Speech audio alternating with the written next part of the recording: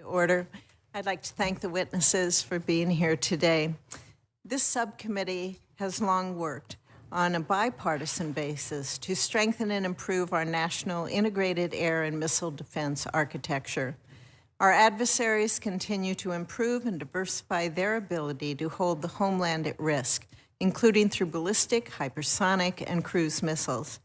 I remain deeply concerned that the status quo will not suffice in the coming decades, and I look forward to hearing from each of our witnesses about their work on the department's various missile defense activities. General Guillot, as the commander of NORTHCOM, you are ultimately responsible for the defense of our homeland. I look forward to hearing how NORTHCOM is working to enhance domain awareness to provide a common picture of the operational environment. Ms. Yaffe, as you stated in your written testimony, missile defense and the space domain are intrinsically linked. I look forward to hearing your views on the evolution of missile defense and how space-based systems can continue to play an important role going forward. Lieutenant General Collins, I understand the Missile Defense Agency will retain its key role in developing, testing, and integrating many of the technologies that comprise our missile defense system. And I look forward to hearing how we can expect to expand on these efforts in the coming fiscal year. Finally, I'd like to welcome Lieutenant General Rasch and his capacity as the Executive Officer of the Guam Defense System Joint Program Office. I look forward to hearing from you about the progress being made to expand and improve the integrated air and missile defense of Guam, which will protect over 168,000 American citizens living on Guam. I understand that we are still waiting for details of the fiscal year 2026 President's budget request to be released, and that the President is in the final stages of making key decisions about the Golden Dome system. While this means that follow-on conversations will be necessary once the administration provides us those details, I still expect a robust conversation this afternoon on the future of missile defense. Thank you again. Senator King, would you like to make some opening remarks, please? Thank you very much, Madam Co-Chair. Can I say that? Yes. Yes, thank you. This subcommittee does work on a very strongly bipartisan basis. We look forward to your testimony. Very important hearing today with regard to a very important subject. Ms. Yaffe, I don't expect you to answer these questions now, but I'm giving you a preview. One of the questions is, in light of the multiplicity of threats now, whether it's standoff cruise missiles, ICBMs, sea-launched missiles, space-based weapons, is missile defense feasible? In other words, is it technologically feasible if we face a serious attack from an adversary that has not several dozen missiles but several thousand? Mr. Guillot, one of the questions I'm interested in is the importance of sensors. This discussion is often about missiles, but it's also about knowing what's going on. And particularly in your AOR, I think there are some serious questions that bear discussion about our situational awareness. And finally, General Collins, I'm interested in what is Golden Dome? In other words, what is it? What is the plan? What does it consist of? I did a little AI research this morning and found out Israel is exactly the same size as New Jersey. So having a missile defense system in a limited space, also that defends against pretty small caliber munitions from the terrorists in the region, obviously more serious from Iran, but whether that concept can be transferred to the continental United States is a question I'll be interested in. So look forward to all of your testimony, very important hearing, and I appreciate all the work that you do and the service you provide to the country. Thank you, Madam Chair. Thank you, Senator King. Now I'd like to begin with statements from each member. Who is going first at this point? Ms. Yaffe? Thank you. I'm happy to start out to provide the policy perspective. Great. Chair Fisher, Ranking Member King, and distinguished members of the committee, Thank you for inviting me to testify on the Department of Defense's missile defense posture on behalf of the Office of the Secretary of Defense. I am grateful to appear alongside my distinguished colleagues. Missile defenses are a vital element of our strategic force posture, both as a means of deterrence as well as defending the U.S. homeland and security interests abroad. As we see nearly every day in conflicts across the world, offensive missile capabilities are now a central feature of modern warfare and routinely deployed to coerce and intimidate opponents, inflict tactical damage, and carry out strategic campaigns. Our adversaries are investing in the next generation of offensive capabilities to hold the United States homeland at risk, coerce our allies and partners, and threaten our deployed forces. To counter these growing threats, we need next-generation missile defeat and missile defense architectures that can complement our existing nuclear and conventional offensive capabilities. The President has mandated that the United States will develop and field a next-generation missile defense shield to provide for the common defense of our citizens and the nation, and deter, defend against, and defeat any foreign aerial attack on the homeland. We will also guarantee our secure second strike capability. This broad mission set is the task before us today. Missile threats pose a substantial and growing risk to the American people, U.S. national interests, and our allies and partners. The growing cooperation and potential for more coordinated action among China, Russia, North Korea, and Iran is reflecting a shared interest in undermining U.S. interests globally. We also see these countries working together to advance their respective interests. Russia has provided technical and economic assistance to North Korea and Iran in return for thousands of munitions, attack drones, and ballistic missiles. Russia has employed North Korean missiles in Ukraine, resulting in improvements in their accuracy and destructive capability. DoD must contend with adversaries possessing a range of sophisticated technologies, including advanced cruise and ballistic missiles and maneuverable HGVs, as well as lower-tier threats like unmanned aircraft systems from both state and non-state actors. These capabilities continue to evolve and include a wide range of platforms, speeds, distances, and attack vectors that are easily concealed and evasive. This is where the value of missile defense, a core component of deterrence by denial, comes in. Robust missile defense capabilities raise the threshold for conflict and introduce uncertainty and complexity into attack planning, thereby undermining an adversary's confidence that an attack will be successful. The greater the cumulative challenges for an adversary, the greater the likelihood of avoiding an attack in the first place. If deterrence fails and an attack does occur, missile defenses limit the damage and assure the means of effective responses. Moreover, missile defenses provide time and space for the President to decide how to respond most effectively. The financial outlays of missile defense and missile defeat today more than offset the exponentially greater costs that would be incurred by the lack of defenses in a potential conflict tomorrow. Missile defense systems also contribute to deterrence by reinforcing our diplomatic and security posture while reassuring allies and partners. Should deterrence fail, the United States, our allies, and partners would need robust missile defense and defeat options, not only to defend and protect our interests, but also to manage escalation. Integration with our allies and partners improves our all-domain awareness, redundancy, and shot deconfliction.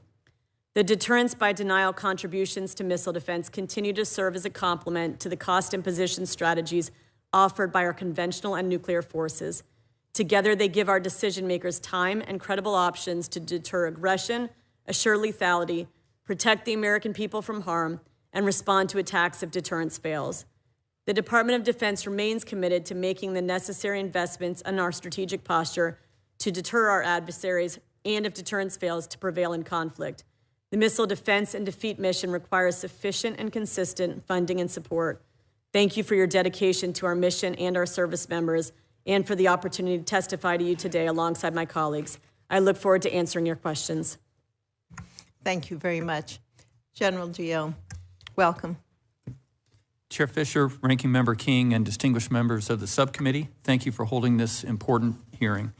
North American Aerospace Defense Command and United States Northern Command have critical roles in defending the homeland from missile attack, and your support remains vital to our success. I'd like to start by recognizing the tremendous work being done by Lieutenant General Collins, ASD Yaffe, and Lieutenant General Rasch. NORAD and NORTHCOM are fortunate to have such committed partners in our shared no-fail mission. Defending the United States from missile threats remains a top command priority. That mission is more important than ever as global competitors continue their rapid development and fielding of advanced missile capabilities and delivery platforms, along with increased cooperation and technology sharing.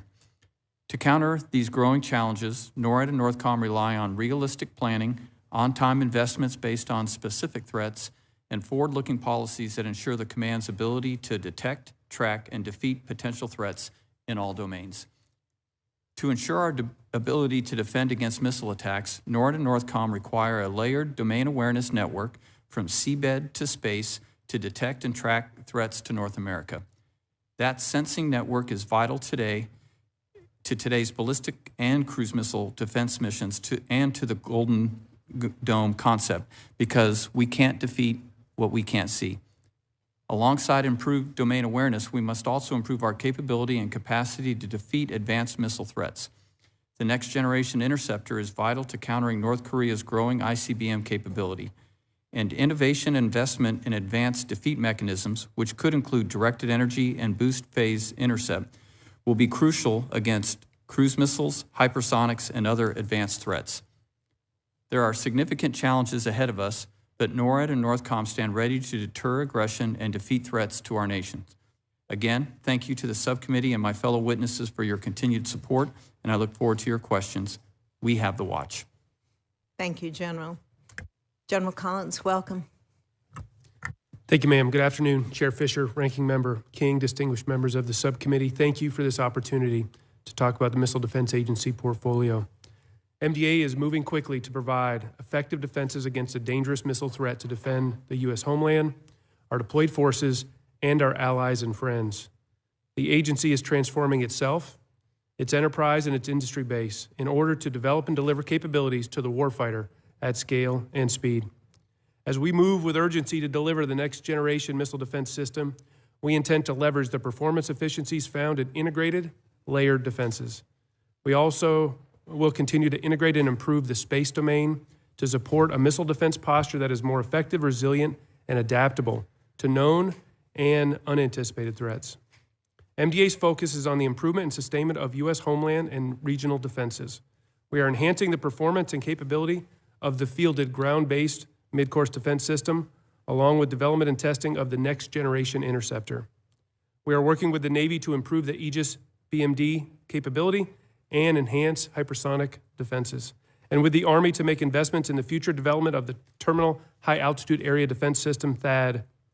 Together in support of the nation's missile defense enterprise and Golden Dome for America, MDA remains focused on delivering advanced, reliable, and resilient capabilities on accelerated timelines to meet the warfighter's needs. I greatly appreciate your continued support for MDA and for the missile defense mission, and I look forward to answering your questions. Thank you. Thank you, General. General Rasch, welcome. Thank you, Madam Chair. Chair Fisher, Ranking Member King, and distinguished members of the subcommittee, thank you for the opportunity to appear before you today to discuss the criticality of defending the island of Guam. On behalf of Army senior leadership, we thank you for your continued support of our soldiers, sailors, airmen, Marines, guardians, civilians, and their families. Guam is an indispensable part of the homeland, and its defense is not only essential to the security of the United States, but is also a strong deterrence to the ever-evolving complex threats we face. The FY23 National Defense Authorization Act required the Secretary of Defense to designate a senior official to oversee the missile defense of Guam. In February of 2024, as directed by the Undersecretary of Defense Acquisition and Sustainment, the Guam Defense Systems Joint Program Office, JPO, was established at the Army Rapid Capability and Critical Technologies Office. Beyond the department's investments in Guam's defense, the Undersecretary of the Navy is the appointed lead senior defense official for all other DoD efforts in Guam. The Joint Program Office is charged with synchronizing the development, testing, fielding, and sustainment of the Guam Defense System components in the integration of the corresponding command and control systems, resulting in the development of a joint integrated battle manager. And this battle manager will allow current service and agency-owned components to behave as an integrated and unified system. The Joint Program Office works closely with the Undersecretary of Defense for Acquisition and Sustainment, the Guam Synchronization Oversight Council, and leadership across the services and the Missile Defense Agency to build and sustain an architecture capable of defending Guam against a multitude of complex air and missile defense threats. Together, the Department is working diligently and with urgency to secure the initial capability increment in 2027. This will provide capability well beyond the currently employed THAAD battery as part of Task Force Talon. Your continued support ensures that we remain capable of fighting for and from Guam, meeting the challenges of today and tomorrow. Thank you again for the opportunity to speak with you about this critical mission and the joint commitment to the defense of Guam. Thank you. Thank you, General Rasch, and thank you all for your opening statements. We don't have too many of us here today, so we may have more than one round of questions. I'll begin the first round. General Guillot, I've appreciated our past conversations about the need for increased domain awareness, for we cannot shoot what we cannot see. As we look towards Golden Dome and the future of missile defense, what additional improvements need to be made with respect to domain awareness? Madam Chair, I think that the what I call the domain awareness layer of Golden Dome is the most critical that we need to have first for the reasons that you just mentioned. Any chance of using advanced interceptors or defeat capabilities would not be possible if we can't detect and track these threats. I think that it's a seabed to space approach. We need to have undersea sensors to detect submarines that can now get closer to North America than they could before based on improved stealthiness of those ships. And then a ground layer that can see much further out because of the advanced standoff weapons that our adversaries can now employ. We need an air layer like the E-7 to close the kill chain with fighter aircraft or surface-to-air systems, and then a space layer. The space layer would both track airborne moving targets or aircraft, but also systems like HBTSS that could track hypersonics as well as the warning capability that we need to detect the launches to begin with. Is there anything you can tell us in this setting about Golden Dome and the options that may be available on the sensors and the radar systems that would be used? Madam Chair, I don't know what the Golden Dome will look like, but I suspect that it would be able to use a lot of the systems that are already in place and currently in development, which would give us a full capability in probably something closer to 0 to 5 years as opposed to something, a decade out into the future. A couple of those systems would be the HBTSS that I just mentioned for the hypersonics, space-based AMTI, which we have a number of prototype systems on orbit now, over-the-horizon radars, which are also operational not in the United States, but elsewhere. And then, for instance, the E-7, which many other countries operate.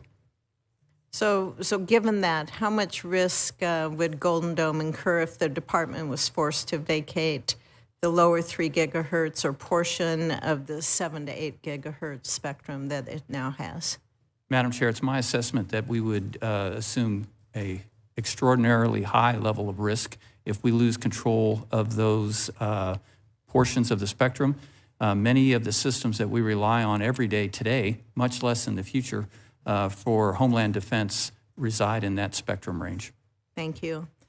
General Collins, can you provide us with an update on the hypersonic and ballistic tracking space sensor, or the ABTSS system? Yes, Madam Chair, thank you. So the Hypersonic Ballistic Tracking Space Sensor is a prototype program that MDA pursued to prove out the technology such that from space we could close the hypersonic fire chain, to the kill chain on a hypersonic weapon. And the focus of that was to prove out that the space system could have the accuracy, the track quality, and get that data into the command and control system fast enough to be able to close that fire control loop. Those two systems launched in February of last year have gone through two testbed launches where we had a testbed target launch, fly a hypersonic profile, and we have collected data from the sensors during that. So far, we have proven out the timeliness latency of the fire control loop with those systems, as well as the sensitivity of those systems to close the loop. We're going back with some algorithm updates into the payload to improve on the track quality, but we see that closing as well. It's been a very successful prototype program. And all along, we've worked in parallel with the Space Force and the Space Development Agency. They now have our HBTSS-like requirements as part of their proliferated warfighting space architecture. And in the tranches to come in the follow-on years, they will slowly be building up an operational hypersonic tracking layer for us. Thank you. Perhaps in another setting, we can talk about a more definitive timeline. Yes, ma'am. When that would be available. Thank you. Senator King. Thank you, Madam Chair. The nature of my questions may appear to be critical. I'm certainly in favor of defending the homeland against missile attack, no question. My fundamental question is it feasible, given today's technology and also the cost involved? I'll quote Lincoln, your critic is your best friend. So take it in that spirit. For example, Ms. Yaffe, you mentioned deterrence by denial. Is that really viable today, deterrence by denial? Can we realistically say that we could deny a substantial missile attack from Russia or China, or heaven forbid, both? Senator, thank you. I'm a great believer in deterrence. I'm just not sure deterrence by denial is realistic in this setting. Convince me. Senator, thank you for the question. This is meant to be an integrated air and missile defense system that is intended to send a message to the adversary that they may not achieve their objectives. What we want to do is place the burden of escalation on the adversary and demonstrate that it will be harder for them to achieve their objectives in an attack. Right now, as you are well aware, we do not have a homeland missile defense system that is intended to guard against adversary threats beyond North Korea or rogue state actor threats. Meanwhile, the threats themselves have been expanding significantly, with Russia and China pursuing a breadth of capabilities. Well, that's my point. We've developed a missile defense agency essentially to defend against North Korea and Iran and perhaps a rogue, not China and Russia. Now we're talking about an accelerating Chinese pursuit of this capability. Russia already has the largest nuclear stockpile in the world. Is it real? What level of scaling up would it take to have a missile defense system capable of providing any realistic deterrent to China and Russia? Sir, this is not an answer that will be deliverable overnight. However, what the president has done is challenged us to actually look at what an integrated air and missile defense system of the homeland would look like, which is not something we've... What does that mean? Is that 1,000 THAAD batteries around cities? Sir, I can't weigh in on what the specific architecture would look like. I can't get ahead of what the architecture decisions will be that will come out, I think, with the budget. However, it is intended to leverage new technologies to get ahead of, we've got, certainly the list in the executive order, but to leverage some new technologies, both to accelerate the deployment of the HBTSS on the hypersonic side, also to leverage non-kinetics. And I know that you're interested in directed energy, to see what directed energy might be able to help with to help us change the cost curve. But it should be a mix of new technologies that we might be able to demonstrate in the next 4 or 5 years. What's the along assumption? With legacy systems. General Collins, what's the assumption of how many GBIs would have to be launched to knock out one North Korean ICBM? Sir, that'd be a classified number. We'd have to wait till the closed session to answer that. All right. Well, General Guillot, you mentioned seabed. Isn't that a critical area where we need better sensors, better knowledge, and particularly in your AOR in the Northwest? Senator, absolutely. It is critical. Your mic, I think, needs... Senator, absolutely. It is critical.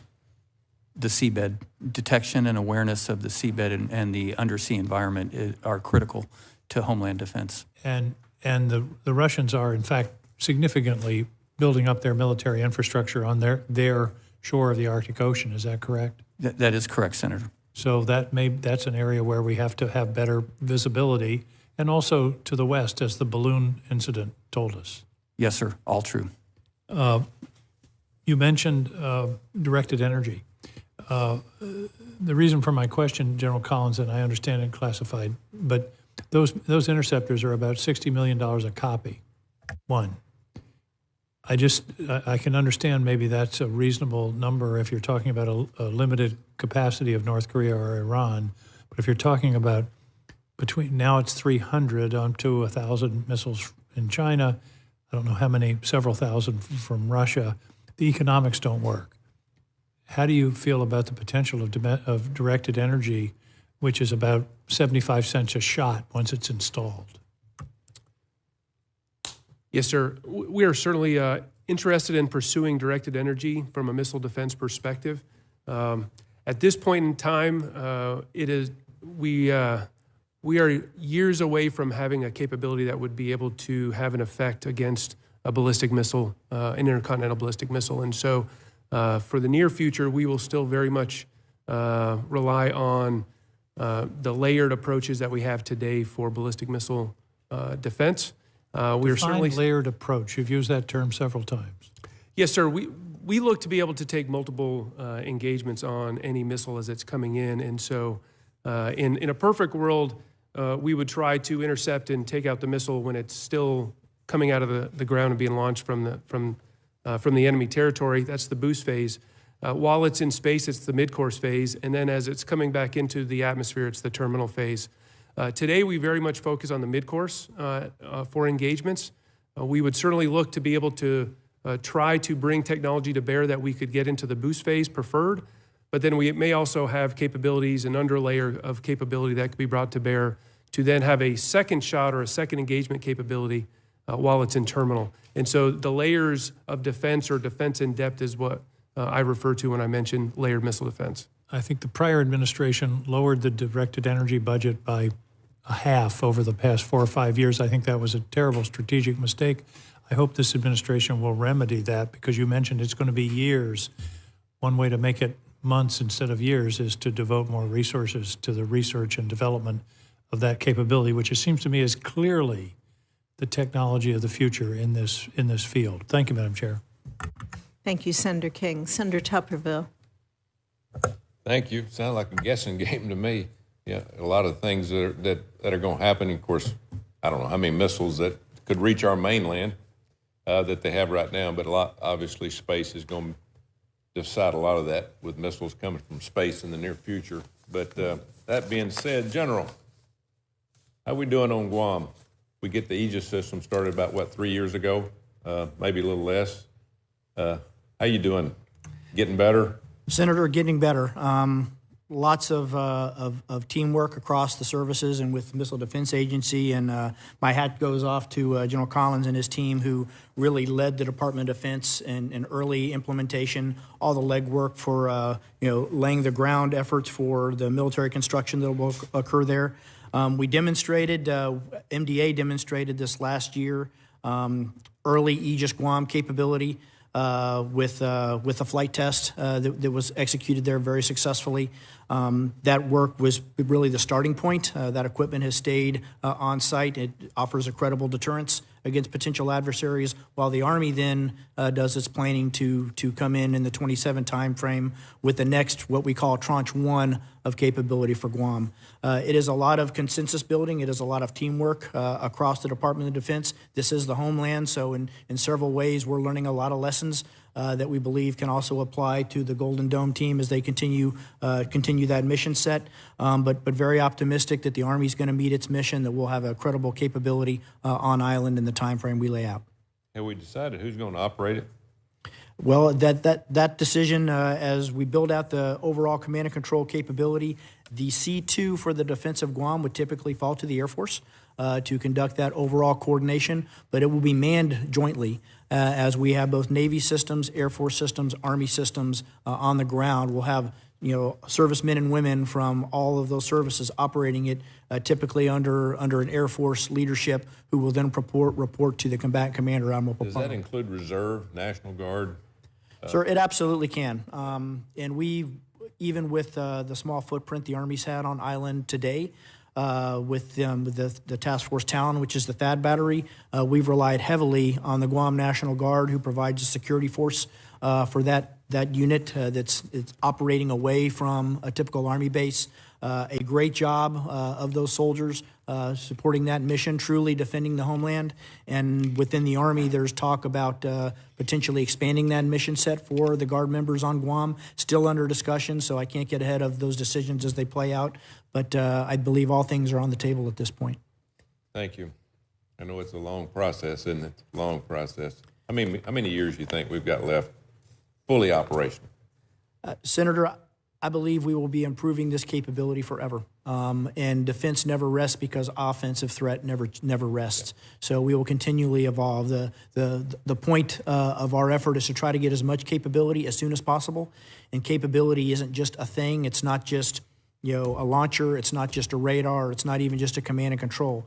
It's soldiers, airmen, all the folks who actually man this equipment, ensuring they're properly trained. It's ensuring that we have the proper sustainment tail on island to support it, that we can sustain it not just for a day, but for years in time. So we'll be at this for a while.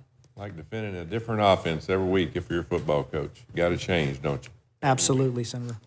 Thank you. General Collins, thank you for the footprint you have in my state of Alabama. Rest on Arsenal. We're proud of all the work you're doing.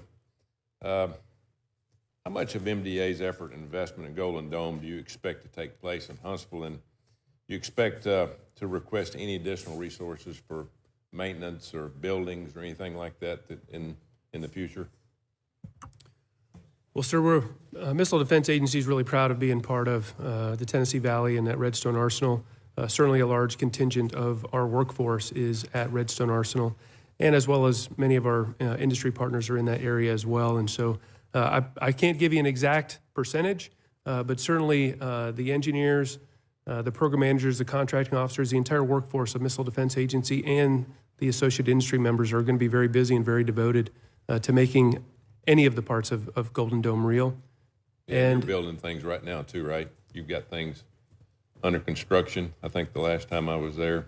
Yes, sir. We're in the middle of a ground test facility infrastructure update, which is a fairly large renovation and construction project that's going on, that's going on right now to help get us ready for the ground test infrastructure we need to support next-gen missile defense. And as we start digesting and dissolving the Golden Dome requirements, there may be additional requirements that we need to make sure we're ready. I got one more question, if you got time here. General Collins, I want to ask you about our space-based sensors, which is absolutely critical component of any effort to develop the next generation missile defense capability. Last year, the U.S. put a new hypersonic and ballistic tracking space center satellite in orbit. We have any plans, either as part of the Golden Dome architecture or independently, to expand that capability? Yes, sir. We as well believe that a very effective and resilient space layer is going to be critical to the future missile defense requirements of the homeland as well as our deployed forces. We rely on space assets today as part of our kill chain for initial tip-off, and we will continue to do that. The Space Force, Space Development Agency, will operationalize the HBTSS capability. The relationship we have with Space Force is we may prototype technology that is required and prove it out for missile defense. The Space Force will operationalize that capability as we move forward. And HBTSS will be foundational, that type of technology will be foundational to hypersonic missile defense in the future. And we're working on future prototyping space sensor capabilities, in particular discriminating space sensor to help improve ballistic missile defense in the future as well. We'll prototype and Space Force will operationalize. And so space will be very key to protecting the homeland and our deployed forces in the future. Thanks, Jenna. Thanks, Senator. Thank you, Mr. Chairman. Thank you, Senator Tupperville. General Rasch, when you look at the defense that Guam's going to retire, you and I earlier today, we had a conversation about that and the importance of integrating those systems, Army, Navy, MDA. My co-chair talked about directed energy and how how important the uses of that could be, and it would be a lot cheaper. But can you compare the systems that we need to integrate for the defense of Guam specifically, and some of the challenges that we face looking at directed energy and the capabilities it has in some more adverse conditions that are out there, maybe not always ready, and the different options it provides you and your soldiers with as you look towards defending that island? Madam Chair, absolutely, and thank you for the question. So, as we spoke earlier, the new thing that we're doing for Guam is not just putting the individual material systems and programs on island, but really taking the first step at integrating the command and control functions. So Air Force has a system, TOC Light. Navy has their Aegis system, which will be Aegis Guam. Missile Defense Agency has C2BMC, and the Army has the Integrated Air Missile Defense Battle Command System, IBCS. These are four separate systems that loosely interoperate now, but we believe that's not good enough in the long term. So we're integrating these with a layer of decision support on top called the Joint Integrated Battle Manager. This capability will leverage a lot of the work that Missile Defense Agency has done to date in that single integrated air picture arena of getting a common air picture with those systems, and then providing a layer of decision aids on top so that the decision maker who's got a hard decision to make on a potential threat can actually do fire direction to the appropriate system that actually has a killing capability. So that's the new work that we're doing for Guam from a command and control or fire control perspective. With regards to directed energy, as General Collins said, the technology is evolving, and the Army, I know, has invested a lot in ground systems from a directed energy perspective. We've deployed several of those systems overseas to get continued operational assessment. And for the defense of Guam, there's a potential, as those technologies continue to evolve, to be integrated in as part of this infrastructure or our architecture. Realizing, though, that directed energy is not a panacea. There are, as you pointed out, there's days, good days and bad days for lasers. Weather can affect their lethality. It can affect the range. And so as we continue to learn about this technology and what its capability is, we also have to ensure that we integrate the atmospherics at the time. As you get closer to the Earth, the environment the air is dirtier. Windy days create dust, which can reflect or refract the light. Moisture can do the same thing if it's raining. So having a mix of capabilities, and that the soldiers that are operating that integrated system understand basically how good the laser is today. The ranges of those directed energy systems are not out at the ranges of our more exquisite and expensive missile systems are. So we have to build that trust with the soldiers that if they let a threat get in closer, to allow directed energy to be the effector, that it's going to work. So that's something that the Army, I know we're working at lower powers necessarily than we would put on Guam, but starting down that venture now and looking forward to see where that technology takes us. Thank you, General. Senator Kelly, you are recognized. Thank you, Madam Chair. General Collins, so last year, Missile Defense Agency proposed termination of the SM-3. And months after that termination recommendation, that missile was used in defense of Israel against ballistic missiles. So based on the recent combat experience with the SM-3, and I am not sure exactly what the number of rounds that were fired, but is there, what is the current plan for the SM-3 going forward? Has that plan been reevaluated? Thanks, Senator, for that question. Certainly, in last year's hearing, we certainly talked about the fiscal decision that was made to terminate the SM-3 Block 1B line. And since that, you're very right, it has been a workhorse in the Eastern Mediterranean, protecting the citizens of the State of Israel.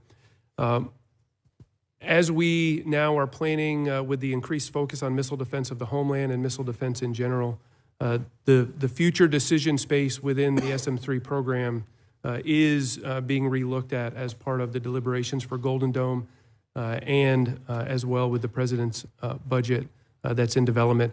What I would also, though, say is through a number of supplementals, we do appreciate the support that has come through supplemental funding that has come back to replenish the SM-3 1B lots that were expended in the Eastern Med, and we will continue to track that very closely with both the Block 1B and the Block 2A as we move forward.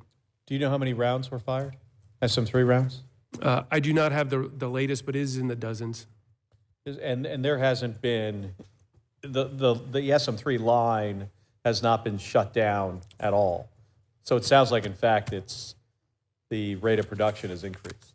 The rate of production is still continuing. We are still in the midst of, we still have FY24 and FY25 plus the supplemental funding that still will go on contract before the end of this year. So that line will still remain open for years into the future. It takes a few years from beginning to end to get those rounds out. So the decisions, the funding decisions, though, are here and now to make sure we continue to keep that line open and viable as we move forward. Go back to last year when the decision was made to terminate production of SM-3. What was the plan for the follow-on missile that would perform the duties of the SM-3? Sir, there wasn't a plan set forward on a replacement for the SM-3 1B. It was to rely more on the Block 2A line, which is a larger, more expensive missile, but the quantity production rates were lower for that missile, but that was the decision. Right, General Rasch, appreciate all the work you and your team have done on the Guam defense system, and interested in hearing any lessons from Guam defense that can be applied to Golden Dome as we come up with a plan. I know the study has been, well, the timeline for the 60-day study is complete, but anything that informed that study from Guam defense? Senator, thank you for your question, and absolutely lessons learned. Guam, being part of the homeland, provides a lot of the same challenges that we will have here at CONUS. Interagency cooperation and coordination will be required. We've certainly learned that on Guam, so it's not just a DoD venture, it's bringing in the whole of government as far as site locations, environmentals, everything that we have to do there, and have certainly shared that across with the teammates as they're thinking about the Golden Dome challenge. The other area that I believe is significant is the integration of our command and control systems. You know, our services have typically fought the air missile defense threat as stovepipes, and so our work to do that level of integration for at least the land piece of those systems from the Army, the Navy, the Air Force, and Missile Defense Agency to start the integration of that will absolutely should be a model or at least a starting point for how we take on the bigger challenge of developing an air missile defense capability across the entire continental U.S. And Ms. Yaffe, on the 60-day study, I know the report has gone to the White House. I don't know if the president has signed off on it yet. It doesn't sound like it. But I want to just hear if you can speak to what kind of preliminary activities have been accomplished and anything you can say about what you've discovered in the 60-day study. Sir, thank you. I think I can say broadly, as you know, this executive order really challenged the department to take this integrated approach in a really unprecedented way that would require the breaking down of silos to be successful. When it came into the building, our office, the Office of the Secretary of Defense, joined with joint staff to bring together all of the stakeholders and start working on different design options. We matured them to a place that the technical experts took over and really refined them into a few different options to bring to the Secretary. My understanding is the Secretary of Defense and other department leaders have engaged with the President, and the hope is that there will be an announcement soon, certainly tied with the budget. There was certainly a breadth of options looked at that tied the new and potential ways to accelerate developmental capabilities to get some demonstrations with the existing capabilities so that we can have an integrated layered system. Okay, thank you. Thank you, Senator Kelly. Senator King, you are recognized. General Rasch, I'm very interested in Guam as a test bed which has been discussed repeatedly in this hearing.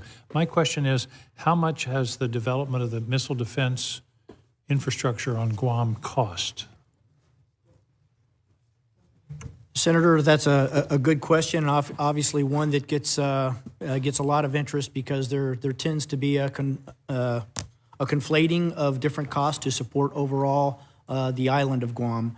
Obviously, still recovering from a horrible typhoon a few years ago. There's dollars that the DoD is investing in fixing things that were damaged from that. I understand that, but can the defense piece that you've discussed here today be isolated and identified? Somebody must know what it's cost. Yes, Senator, it can, and we've estimated that at about an $8 billion investment. Not new investment, but really it's the cost of the systems that the services we're building already that will now be located at Guam. Approximately $8 billion across all of the services when you look through the overall cost of the individual components. I find that concerning because I just did a calculation. There are 779 cities in the United States with more than 50,000 people. Many of them, in fact, Guam is half the size of San Antonio. So if we're talking about providing the level of defense that we have on Guam for our citizens in our country, we're talking about an awful lot of money. I can't do the math in my head, but 800 times $6 billion is a pretty astronomical cost. Again, as you can tell, I'm skeptical. I want to be proven wrong. And I'll look forward to future hearings and discussions and seeing how Golden Dome evolves. The question is it the best place to put our money, or should we be developing our deterrent capability and accelerating the reconstruction of the triad as a more effective deterrent than one that looks like it has some technical and financial questions? But I think the next time we have this hearing, we'll probably have some more answers about what Golden Dome actually looks like. And don't get me wrong, I'm all for protecting the homeland. It's just a question of how much will it cost relative to other defense needs, and how effective can it be technologically given the development of things like hypersonics, maneuverable missiles that, as you know, General Guillot, are below the level of traditional sensors and much more difficult to intercept. So I'll look forward to continuing this discussion, and certainly I hope, Madam Chair, that as soon as Golden Dome is more formulated, we can have a hearing to discuss its components. Thank you, Senator King. I agree with you. I believe Golden Dome is part of the mix and the options that are out there as we look at the defense of our homeland, and specifically in the Indo-Pacific with Guam as well. We've heard from a number of our panelists at posture hearings, but also in classified briefings, that the administration has followed previous administrations in putting the top priority on our triad, on modernization, on making sure that the president will have options there as well. So I look forward to seeing with you how Golden Dome is going to be able to fit in the mix along with hypersonics and many other options that are going to be available in the future. With that, I thank the panel for being here today. Senator King and I need to get down and vote, but we thank all of you for your dedication, for the time you give us here in the Senate and on this subcommittee especially, and the information you provide us. Thank you. We are adjourned.